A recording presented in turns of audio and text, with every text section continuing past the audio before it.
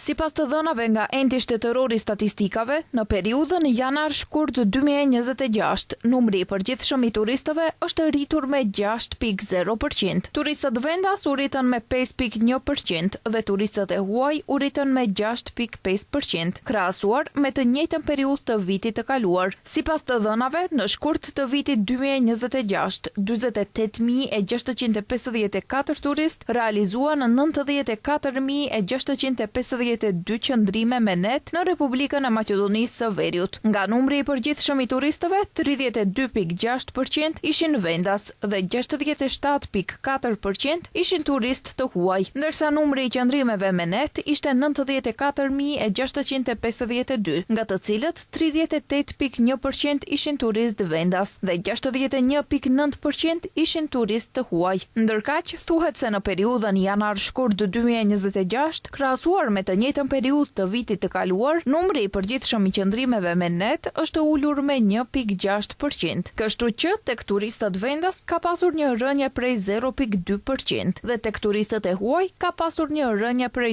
2.6%.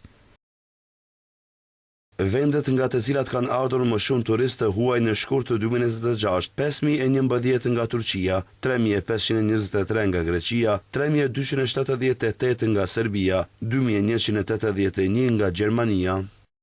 Ndërkaq, media amerikane CNN shkruan për Maqedoninë si një destinacion turistik europian, i cili sipas saj është një nga ato që padrejtësisht mbeten në hijen e qendrave turistike më të njohura. Në numrin e fundit të buletinit turistik CNN Travel, Maqedonia përshkruhet si një destinacion dramatikisht malor, me peizazhe natyrore që kombinojnë lugina të gjelbra dhe maja të mbuluara me borë, me një klim me diell dhe një gastronomi të larmishme, specifike lokale dhe shumë të lidhur me traditën. Mes tjerash, vëmendje e veçantë në tekst i kushtohet liçenit të Ohrit, ku përveç Ohrit theksohet se ka edhe atraksione të tjera për tu parë, nga pazari i vjetër i Shkupit deri tek kanioni Matka, kisha, manastire, si dhe rajone të verës dhe parqe kombëtare, të cilat ofrojnë një përvojë të larmishme në një zonë të vogël gjeografike.